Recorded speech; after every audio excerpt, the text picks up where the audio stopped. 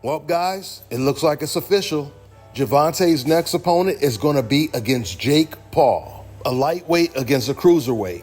You know, we heard talks that Jake Paul, he was going to fight against Anthony Joshua, and according to reports, that was close to actually coming to fruition, but they had network issues. So that's when Jake Paul pivoted to the Gervonta Tank Davis fight. Now, there's no doubt about it, Jake Paul versus Gervonta Tank Davis is way more of an even fight than Jake Paul versus Anthony Joshua because of the size disparity.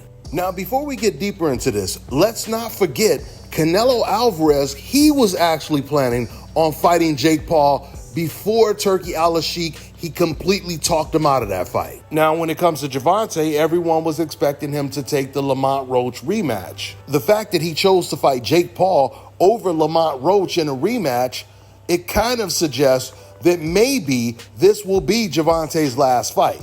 Because, see, this is the whole thing. If Gervonta is going to fight Jake Paul, and then after that, he's going to fight, let's say, Shakur Stevenson, or he's going to do the rematch with Lamont Roach, or take some other really big, massive fight. But if he's deciding to fight Jake Paul right now and then he retires, that will completely destroy his legacy. You see, everybody wants to do what Floyd Mayweather did in his career. But the difference is when Floyd Mayweather, when he fought Conor McGregor, when he fought Logan Paul, he fought them after he retired. So Floyd made sure he took the big fights before he started to do like his celebrity matches or his exhibition fights. He took the Manny Pacquiao fight when Manny Pacquiao was considered pound for pound #2 the best fighter in the world. He fought Canelo Alvarez after Canelo Alvarez had beat Austin Trout and was a unified undefeated champion. So I feel this fight, it would have made more sense if Gervonta would have took the Shakur Stevenson fight, or he would have took the Lamont Roach fight rematch and the Shakur Stevenson fight, and then he would have ended his career by fighting against the cruiserweight or heavyweight Jake Paul. That would have been a good look. Once again, I have to say it. If this is Gervonta's last fight, it's not going to be good for his legacy because there's way too much unfinished business when it comes to the type of fights that he could have took. Once again, you guys have to remember when Floyd Mayweather fought Manny Pacquiao, that was the biggest fight in the entire sport of boxing. So Gervonta Tank Davis versus Shakur Stevenson right now, behind Crawford versus Canelo, or just as big, that's the biggest fight in the sport of boxing.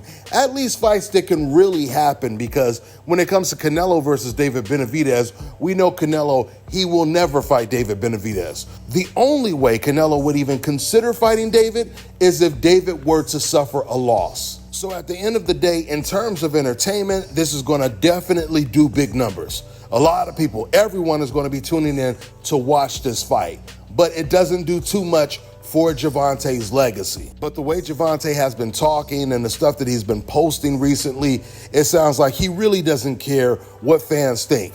He's obviously just thinking about himself and the money that he can make before he retires. My guess is he's getting offered a lot more money to fight Jake Paul than what he would have made fighting against Lamont Roach in a rematch. So they're supposed to be fighting against each other in November.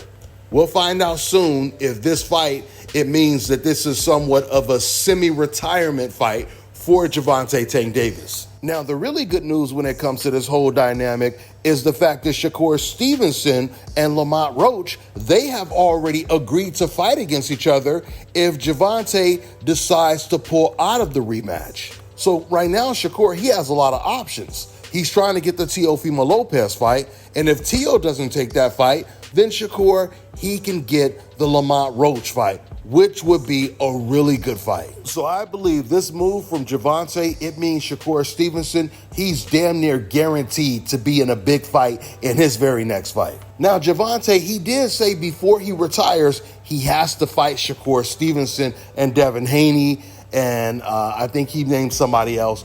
But this was before Devin Haney fought Ryan Garcia. We're going to find out soon if he really meant that.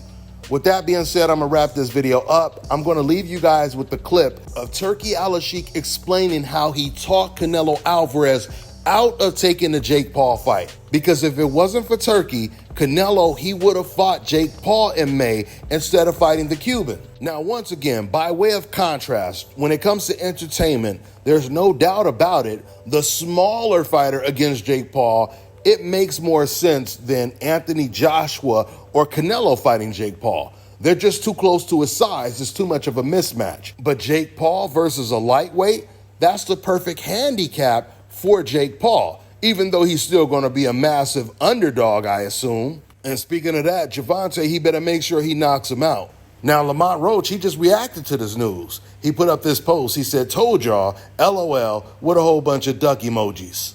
But with that being said, once again, I'm going to leave you guys with this clip of Turkey explaining how he talked Canelo Alvarez out of taking the Jake Paul fight this past May. Then we decide to talk directly together.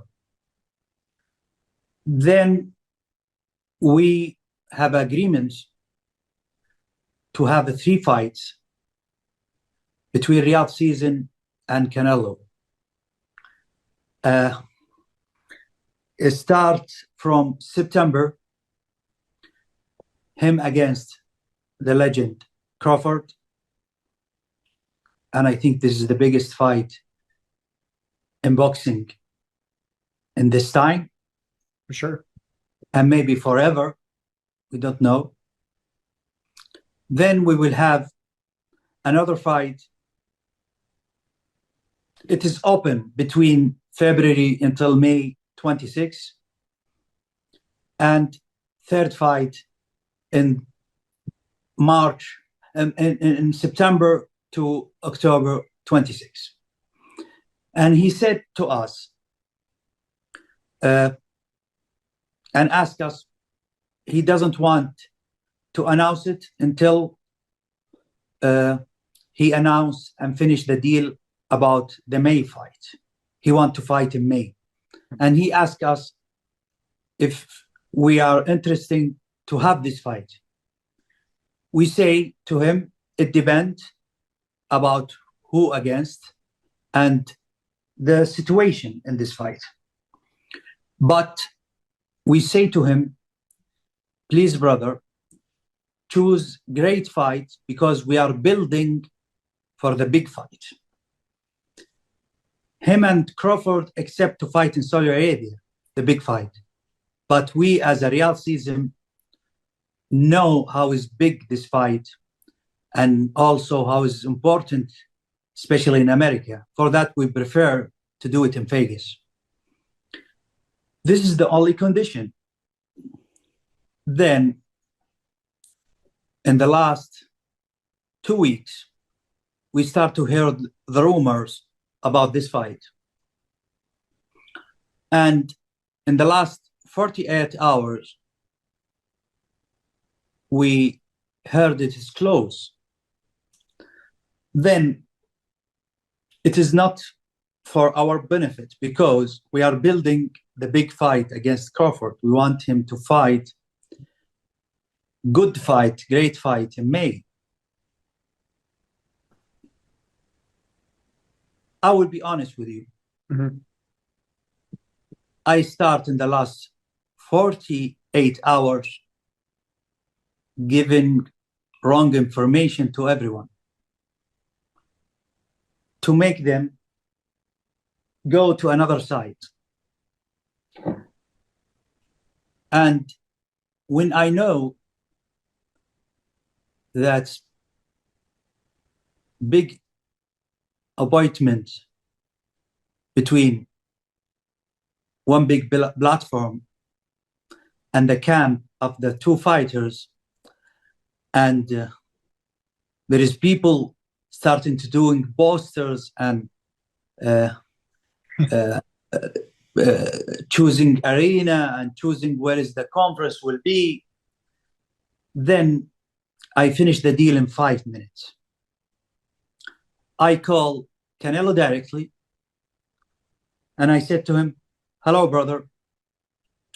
You know, this fight will damage the pictures and the idea about our plan. And honestly, I think you are, as a Canelo, too young to take this fight. You can have it after 30 years. Right. When he is 60. Then he said to me, brother, you know, from my inside, I don't want this fight ever.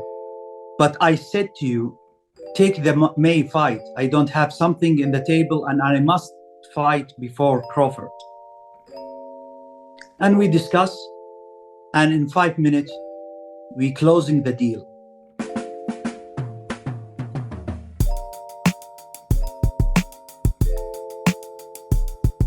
All right, now check this out, guys. If you're looking to repair eczema scars, burns and bruises, dark spots and blemishes, fever blisters, diabetic ulcers, this right here is the perfect product for you guys. It's called Lo-Diki Face and Body Oil. Athletes and top-ranking boxers, they're also using it after training to reduce swelling, inflammation, and to ease the pain. So get yours today. Go to lodiki.com, like them on Facebook, and follow them on Instagram.